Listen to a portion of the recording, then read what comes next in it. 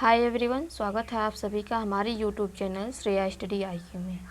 जैसा कि आप जानते हैं कि हमने पिछले दिनों ह्यूमन रिसोर्सेज नामक टॉपिक को स्टार्ट किया था, जो कि चैप्टर नंबर 6 था, और उसमें हमने अच्छे तरीके से बात किया था ह्यूमन रिसोर्सेज के बारे में। लेकिन उसमें कुछ टॉपिक रह गई थी जो कि आज की इस वीडियो में हम कवर करने वाले हैं। तो चलिए अपने सेशन को स्टार्ट करते हैं। तो देखते हैं आज की सेशन में हम क्या क्या बात करने वाले हैं। तो पहली टॉपिक हमारी होने वाली है जनसंख्या परिवर्तन के प्रतिरूप। ठीक है, क्या है? जनसंख्या परिवर्तन के प्रतिरूप, यानी कि विश्व में इतनी बड़ी आबादी है, लेकिन हर जगह यह आबादी समान रूप से व्याप्त नहीं है। हर जगह कहीं कम है, कहीं ज़्यादा है, कहीं सघन बस्तियां हैं, कहीं विरल हैं। इन सब के प्रतिरूप जो हैं अलग अलग है, परिवर्तन दिखाई देता है। तो यह हम इसमें जानेंगे।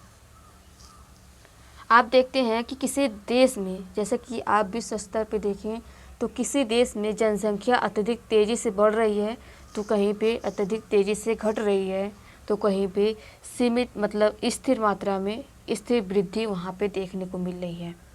तो यह देखिए एग्जाम्पल के रूप में आप देख सकते हैं, जैसे केन्या में जो जनसंख्या वृद्धि की जो दर है ऊंची है। अब ऊंची दर क्यों हो जाती है? क्योंकि जन्म दर तो अधिक हो और मृत्यु दर कम हो।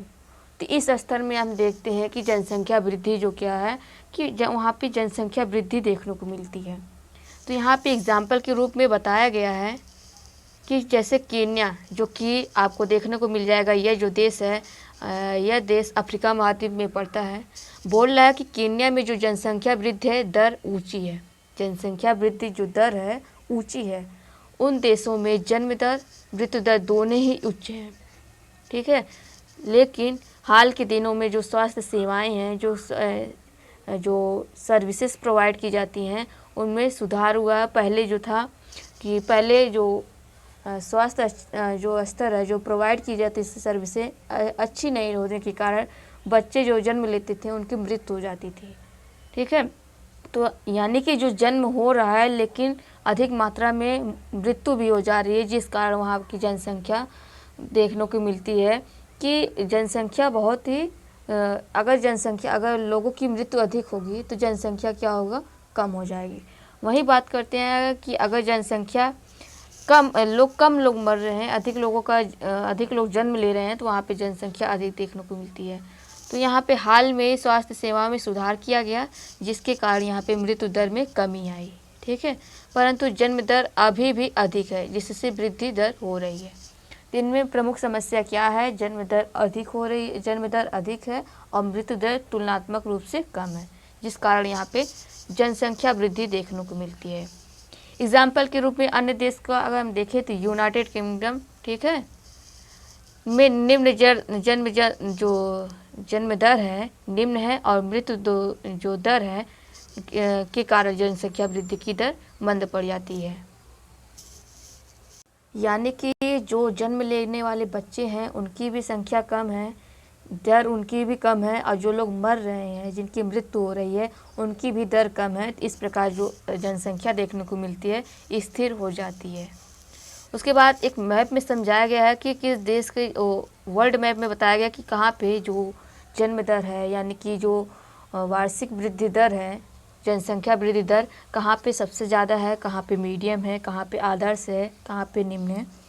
तो जहाँ जहाँ आपको दिख रहा होगा ब्लू कलर का, वहाँ पे जनसंख्या अधिक पाई जाती है। जैसे कि यहाँ पे देखिए सऊदी अरब हो गया, और ये वाले जहाँ जहाँ पे आपको ब्लू वाला एरिया दिख रहा होगा वहाँ पे आपको देखने को मिलेगा जो जनसंख्या वृद्धि दर है अधिक है। उसके बाद उच्च वाला स्थान पे जो आपको थोड़ा ऑरेंज कलर का दिख रहा होगा हल्का सा, वहाँ पे आपको देखने को मिलेगा जनसंख्या उच्च है। जो ब्लू वाला है अधिक मात्रा में यहाँ पे अति हाई है, यानी कि अति उच्च है। जो जनसंख्या वृद्धि है अति उच्च है, लेकिन जो आपको ऑरेंज कलर का दिख रहा होगा वह क्या है कि उच्च है, मतलब उससे थोड़ा कम लेवल। और थोड़ा सा जो ग्रीन कलर का आपको दिख रहा होगा, जो कि आपको भारत में भी दिख रहा होगा, ये आदर्श स्थिति मानी गई है। अब आप कहेंगे कि जो भारत की जो जनसंख्या है विश्व में सबसे ज़्यादा जनसंख्या है, फिर भी इसको आदर्श क्यों माना गया है? तो जो देश के जो एरिया है उसके हिसाब से इसको आदर्श मान लिया गया है। ठीक है, यहाँ पे आप देखिए, अगर छोटा सा कोई इलाका है, यानी कोई छोटा सा एरिया है, यहाँ पे सघन बस्तियाँ हैं, अगर कोई इतना बड़ा क्षेत्र है यहाँ पे भी सघन है, तो इसके कंपेरिजन में अगर हम देखते हैं तो यहाँ पे जनसंख्या अधिक मानी जाएगी, क्योंकि यहाँ पे एरिया भी छोटा है, लोग भी अधिक हैं। तो यहाँ पे समस्या तो वहाँ पे उत्पन्न होगी ना। यहाँ पे एरिया बड़ा है लेकिन उसकी तुलनात्मक जितना यहाँ पे संख्या है यहाँ पे भी संख्या है, तो यहाँ पे क्या इसकी अपेक्षा यहाँ पे तुलना की जा सकती है? तो नहीं। तो इसी प्रकार से और जहाँ पे वाइट दिख रहा होगा, यहाँ पे थोड़ा सा ग्रीन से थोड़ा सा हल्का, जैसे कि ये वाला क्षेत्र आपको दिख रहा होगा, ये यहाँ पे, तो यहाँ पे आपको देखने को मिलेगा जो जनसंख्या यहाँ पे निम्न है यानी कि घट रही है। और जहाँ पे आपको वाइट देखने को मिल रहा है यहाँ पे जनसंख्या निवास नहीं करती है, जैसे कि अंटार्कटिका वाले क्षेत्र में आर्कटिक वाला क्षेत्र जो रीजन है, यहाँ पे जनसंख्या निवास नहीं करती है। पहले के समय में कुछ जो लोग रहते थे बर्फीली एरिया में रहते थे, लेकिन अब भी वे अपने जीवन स्तर को सुधारने के लिए धीरे धीरे वे जहाँ पे अनुकूल दशाएं हैं वहाँ पे अग्रेसित होने लगे, यानी कि प्रवास करने लगे। ठीक है, अब उसके बाद हम आगे बढ़ते हैं, जैसे कि जनसंख्या घनत्व के बारे में बताया गया है, इसके बारे में हम समझते हैं। जनसंख्या घनत्व के बारे में, जैसे कि किसी भी देश की जनसंख्या कितनी भी अधिक हो, इस बात पर निर्भर नहीं करती है कि उस देश का आर्थिक विकास किस स्तर पे होगा। अगर हम यह बोलते हैं कि किसी देश की जनसंख्या बहुत अधिक है तो वहाँ का देश का आर्थिक विकास बहुत ही उच्च होगा, तो यह कहना हमारा गलत होगा। क्योंकि अगर किसी देश में, अगर हम बात करते हैं किसी देश की जनसंख्या अधिक है, तो वहाँ के जो संसाधन है उस पर निर्भर करेगा कि वहाँ की जो जनसंख्या है उन लोगों का जीवन स्तर कैसा है। जैसे कि उनके लोगों का आयु, लिंग, साक्षरता स्तर, स्वास्थ्य दशाएं, व्यवसाय, इन सबको स्तरों को देखा जाता है कि वहाँ का स्तर किस प्रकार का है। अगर हम बात करें उस देश की जनसंख्या बहुत ही अधिक है लेकिन सभी लोग बेरोज़गार हैं, उनको प्रॉपर मात्रा में एजुकेशन नहीं मिल रहा है, क्लिनिक सुविधाएं नहीं मिल रही हैं, जो मेडिकल सर्विसेज है वे नहीं मिल रही हैं, प्रॉपर मात्रा में उनके पास स्किल नहीं है, तो क्या वह देश प्रगति कर पाएगा? क्या वह देश के लोग जो हैं अपना योगदान दे पाएंगे उस देश के विकास में? नहीं दे पाएंगे। तो क्या उस देश का विकास होगा? क्या वह जो उस देश की जो जनसंख्या है, क्या उस देश की जनसंख्या उस देश के विकास में योगदान दे पा रही है? नहीं दे पा रही है। तो वहाँ की जनसंख्या अधिक होने के बावजूद भी वह देश की हितकर नहीं है, मतलब कि एक उस देश के लिए चुनौती बन जाती है। अगर वही बात करें हम कि अगर वह देश जो है जनसंख्या बहुत ही अधिक है लेकिन सभी लोग को प्रॉपर जो मेडिकल सुविधाएं हैं सभी लोग को मिल रही है, बेहतर जो एजुकेशन है वह मिल रहा है, लोग प्रॉपर मात्रा में रोज़गार हैं, जिनके पास स्किल है वह अपना रोज़गार कर रहे हैं, हर प्रकार की सुविधाएं हैं, तो हर लोगों का व्यवसाय अपना है, उनसे उनकी आय अच्छी, मतलब कि उनका जीविकोपार्जन हो रहा है, अच्छी मात्रा में उनका जीवन स्तर सुधर रहा है, तो वे किसी पे डिपेंडेंट नहीं है। तो वहाँ की जो जनसंख्या है, उन लोगों के जो जनसंख्या है, लोग अपने देश के विकास में महती भूमिका निभाएंगे, बड़ी भूमिका निभाते हैं। तो वह देश जो है उन देश पर यह जो जनसंख्या है भारी नहीं लगेगी। इस प्रकार आप समझे कि उदाहरण के माध्यम से मान लीजिए कि आपके घर में 5 लोग हैं, ठीक है, मान लीजिए आपके पिता जो हैं, यानी कि मान लीजिए आपके जो भाई बहन हैं, 5 लोग आप लोग भाई बहन हैं, और पाँचों लोग कि कोई IAS है, कोई डॉक्टर है, कोई PCS है, कोई इंजीनियर है, कोई मतलब कि उद्योग खोला है, इंडस्ट्री, तो उसको हर एक लोग जो हैं प्रॉपर मात्रा में कहीं सेटलमेंट है, अपनी आय अच्छी मात्रा में उनको आ रही है और घर जो है अच्छे तरीके से चल रहा है। तो यह जो 5 भाई बहन होने के बाद भी यह भारी नहीं लगेगा घर के ऊपर कि जनसंख्या ज़्यादा, मतलब लोग अधिक है। वहीं बात करते हैं अगर यही 5 लोग गरीब हैं, कोई रोज़गार नहीं है, एक मान लेते कोई एक कमा रहा है, कोई एक भाई कमा रहा है, बाकी 4 लोग मिलकर घर पे बैठ के ही उसी के द्वारा उसी पे डिपेंडेंट हैं, उसी पे निर्भर हैं, उसी की कमाई पे निर्भर हैं, तो आपको देखने को मिलेगा उस घर में बहुत ही बड़ी समस्याएं नज़र आएगी। हमेशा आपको देखने को मिलेगा कि जैसे तनाव सा महसूस होगा। क्यों? क्योंकि लोग अधिक हैं, कमाने वाला सिर्फ एक है। तो सिर्फ इसी प्रकार आप यहाँ पे देश के बारे में समझ लीजिए। अगर वहाँ की देश की जनसंख्या कमाने योग्य हो, मतलब हर चीज़ की व्यवस्था उनको मौजूद हो, स्किल हो, सभी लोग रोजगार कर रहे हों, तो वह क्या होगी? वह देश के लिए अच्छी मानी जाती है। जैसे कि एग्जाम्पल के रूप में आप देखिए कि किसी देश में जनसंख्या किस प्रकार, जैसे कि ये बोल रहा है यह लड़का कि मैं सेतु बनाता हूँ, उसके बाद यह बोल रहे कि मैं घर की देखभाल करती हूँ, मैं किसान हूँ, और यह जो लड़की जो नर्स है बोल रही है मैं कैंसर उपचार की औषधि के लिए शोध कर रही हूँ, और यह जो ये बोल रहा है कि मैं विवाह समारोह में गाता हूँ, और यह जो औरत है यह बोल रही मैं अपने पोता पोतियों को कहानी सुनाती हूँ। मतलब कि जो जितने लोग हैं सबका एक वर्क है, मतलब सब लोग काम कर रहे हैं। मतलब जो भी जनसंख्या ये है, जो भी संख्या इन लोग की है, ये किसी न किसी काम में बिजी हैं। तो ये क्या कर रहे हैं? इन सब का योगदान है एक मानव संसाधन के रूप में। तो आप इस प्रकार समझ गए होंगे। जैसे कि आप एग्जाम्पल के रूप में समझिए कि जो बांग्लादेश है और जापान है, अधिक बसे क्षेत्र है, मतलब यहाँ की जो जनसंख्या अत्यधिक सघन है।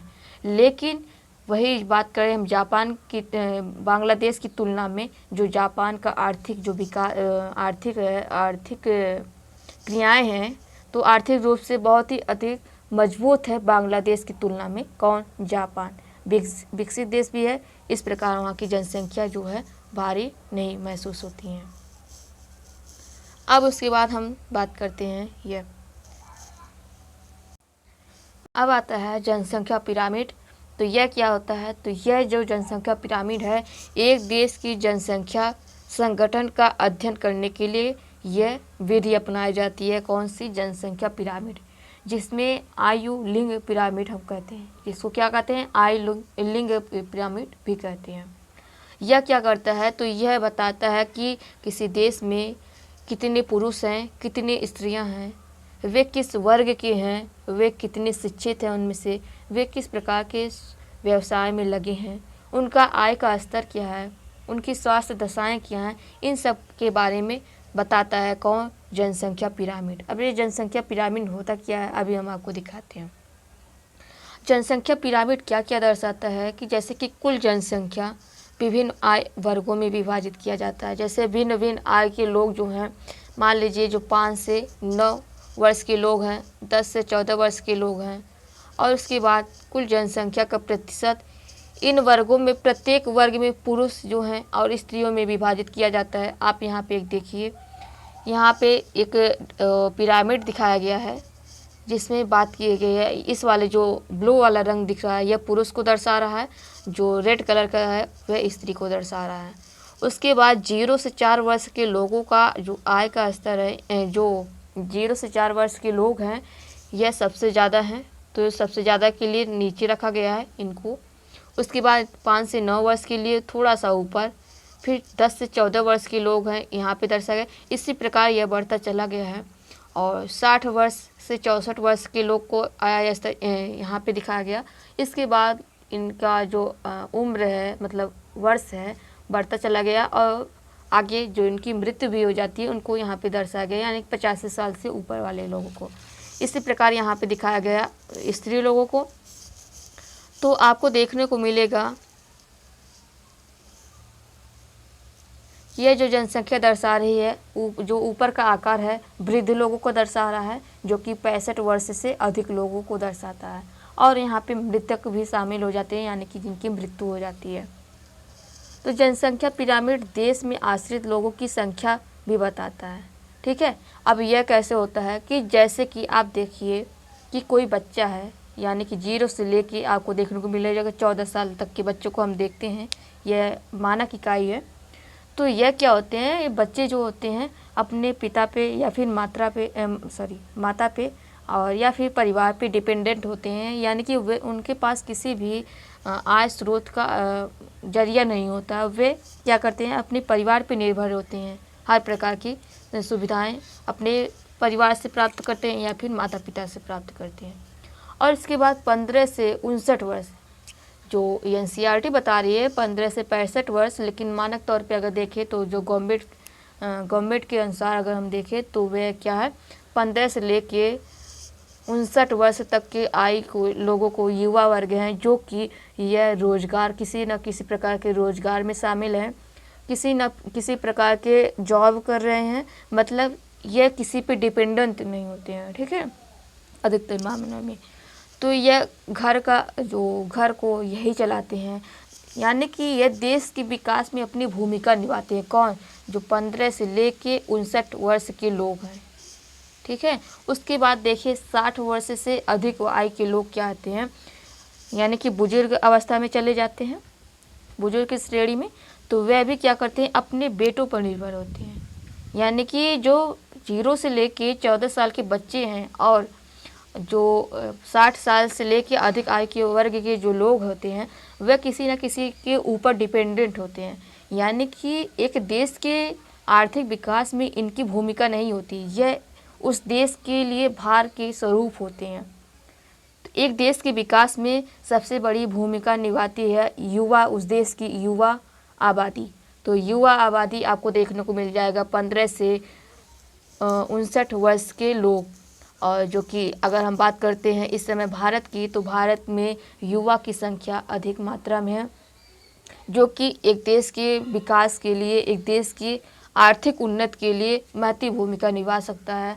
इसलिए भारत को इसके बारे में, युवा के बारे में सोचना चाहिए। वहीं अगर बात करते हैं जापान की, तो जापान की जो युवा आबादी है वह अब धीरे धीरे बूढ़े होने के कगार पर चल रही है। इसलिए जो जापान है इस कारण से चिंतित है कि उस देश की जो युवा है वह बूढ़ी हो रही है, यानी कि उस देश का विकास अब धीरे धीरे निम्न हो रहा है, मतलब कि कम स्तर पे जा रहा है। क्यों? क्योंकि जो कार्यशील जो युवा आबादी है अब ये क्या है, दूसरे पे निर्भर होगी, और वहाँ की जन्म दर भी निम्न है, तो जिस कारण वहाँ पे चिंता का विषय बन गया। और यही हाल अब चाइना का भी हो रहा है। क्यों? क्योंकि वहाँ की भी जो युवा आबादी है बहुत ही कम है। इसलिए भारत का एक सुनहरा अवसर है, क्योंकि भारत में जो जनसंख्या इस समय है, युवा आबादी बहुत ही अधिक है। ठीक है, उसके बाद हम आगे देखते हैं। एक देश का जो जनसंख्या पिरामिड है, जिसमें जन्म दर, मृत्यु दर दोनों ही ऊंचे हैं, आधार पर चौड़ा है और ऊपर तीव्रता से सकरा होता जा रहा है। कुछ इस प्रकार देखिए, जहाँ पे जन्म दर है अधिक है, मृत्यु दर भी अधिक है, तो उसका आधार क्या है, चौड़ा है। यहाँ पे इधर पुरुष की बात की गई है, यहाँ पे स्त्री की बात की गई है। तो ऐसे देश में जो बच्चे हैं बहुत अधिक मात्रा में जन्म लेते हैं, और उससे भी अधिकतर लोगों की बच्चों की जो है मृत्यु हो जाती है। ऐसे से क्या वहाँ पे देखने को मिलता है कि जनसंख्या जो है स्थिर हो जाती है। जैसे कि एग्जाम्पल के रूप में आप केन्या वाले देश को देख सकते हैं। उसी प्रकार यहाँ पे भी दर्शाया गया है, जो कि हमने आपको बताया कि जो भारत है एक भाग्यशाली देश है, जिसके पास एक ह्यूमन रिसोर्स है, बेहतर ह्यूमन रिसोर्स के रूप में है, जिनका उपयोग कर अच्छे प्रकार से उनको अवसर प्रदान करके भारत देश उनको शिक्षित बना के अपने देश की उत्पादकता को बढ़ा सकता है, अपने देश को आगे बढ़ा सकता है। भारत देश के पास यह अवसर मौजूद है। ठीक है, उसके बाद यह हमारा अब इस जो चैप्टर का जो अभ्यास का क्वेश्चन आ जाता है। तो यहाँ पे क्वेश्चन पूछा है जिसका आंसर देना है। तो पहला क्वेश्चन पूछा है, लोगों को एक संसाधन क्यों समझा जाता है, यह बताना है। विश्व में जनसंख्या की असमान वितरण के क्या कारण हैं, यह आप जानते ही हैं। विश्व की जनसंख्या अत्यंत तीव्रता से बढ़ रही है, ऐसा क्यों है? तो आपको हमने बताया था जन्म मृत्यु दर, जन्म वृद्धि दर, जन्म स्थिर दर, ये सब आप बता सकते हैं। ठीक है, उसके बाद आता है जनसंख्या परिवर्तन को प्रभावित करने वाले किन्हीं दो कारकों की भूमिका का वर्णन कीजिए। जनसंख्या संगठन से आप क्या समझते हैं? जनसंख्या पिरामिड क्या है? ये किसी देश की जनसंख्या को समझने में किस प्रकार भूमिका निभाती है या फिर किस प्रकार मदद करती है, तो यह आप बता सकते हैं। उसके बाद आता है कि जनसंख्या वितरण शब्द से क्या समझा जाता है। यह मल्टीपल क्वेश्चन है। तो पहला ऑप्शन दिया है, किसी विशिष्ट क्षेत्र में समय के साथ जनसंख्या में किस प्रकार का परिवर्तन आता है। उसके बाद दूसरा ऑप्शन दिया कि किसी विशिष्ट क्षेत्र में जन्म लेने वाले लोगों की संख्या के संदर्भ में मृत्यु प्राप्त करने वाले लोगों की संख्या। तो क्या यह होगा? नहीं होगा। किसी दिए हुए क्षेत्र में लोग किस रूप में वितरित हैं, तो यह क्या होगा? तो यह बिल्कुल सही है। ठीक है। उसके बाद वे 3 प्रमुख कारक कौन से हैं जिनमें जनसंख्या में परिवर्तन आता है, मतलब परिवर्तन होता है, यानी कि वे कौन से कारक है जिसके द्वारा जनसंख्या में परिवर्तन होता है, या फिर जनसंख्या स्थिर होती है, या फिर जनसंख्या में वृद्धि होती है, या फिर जनसंख्या में कमी आती है। तो वे कौन से कारक हैं? पहला दिया है कि जन्म, मृत्यु, विवाह। क्या ऐसा होगा? क्या हमने ऐसा आपको पढ़ाया था? नहीं। उसके बाद जन्म, मृत्यु और प्रवास। तो option number B is the right answer, क्योंकि किसी देश में जन्म किस स्तर का है, मृत्यु किस स्तर पर हो रही है, लोगों का कितना स्तर है मृत्यु दर में, यह बताता है। और किसी एक स्थान से दूसरे स्थान तक अगर उस देश की जो जनसंख्या जा रही है, मतलब लोग प्रवास कर रहे हैं, तो यह भी निर्भर करता है किसी देश की जनसंख्या में वृद्धि या कमी के कारण। तो यानी कि यह ऑप्शन सही हो जाता है हमारा। उसके बाद ऑप्शन नंबर तीसरा क्वेश्चन दिया, बोल रहा है कि 1999 में विश्व की जनसंख्या कितनी थी? तो हमने पढ़ाया था आपको, 2 गुनी हो गई थी, जो कि option number C is the right answer, जो कि 6 अरब होगा। ठीक है। अब बोल रहा है कि जनसंख्या पिरामिड क्या है? अभी हमने आपको पढ़ाया कि जनसंख्या का आयु लिंग संगठन का आलेखित निरूपण। फिर दूसरा दिया है जब किसी देश का जनघनत्व इतना बढ़ जाता है कि लोग ऊंची इमारतों में रहने लगते हैं। फिर तीसरा बोल रहा है कि बड़े नगरीय क्षेत्रों में जनसंख्या वितरण का प्रतिरूप। तो ऑप्शन ए सही होगा, वहाँ की आयु लिंग जो संगठन का आलेखित निरूपण होता है। उसके बाद यहाँ पे कुछ फिल इन द ब्लैंक दिया जो कि आप कर सकते हैं। उसके बाद ये जो हमारा चैप्टर है समाप्त हो जाता है, और चैप्टर ही नहीं बल्कि ये जो हमने क्लास 8th की NCERT को स्टार्ट किया था यह भी ख़त्म हो जाता है। तो यह अगर आपको कोई भी डाउट होता है तो आप कमेंट बॉक्स में पूछ सकते हैं, और थोड़ा वीडियो को लाइक भी कर दीजिएगा। जो भी इस चैनल को देख रहे हैं, इस वीडियो को देख रहे हैं, जो नए मेंबर है उसको सब्सक्राइब कर लीजिएगा और नोटिफिकेशन को ऑन कर लीजिएगा, ताकि जो भी हम नए वीडियो को अपलोड करें आप तक पहुंच जाए। और कल से हम नए जो NCERT है यानी कि क्लास 9th की NCERT को स्टार्ट करेंगे। तो आप लोग तैयार रहिएगा इसके लिए। बाकी मिलते हैं कल नेक्स्ट वीडियो में, तब तक के लिए जय हिंद, जय भारत।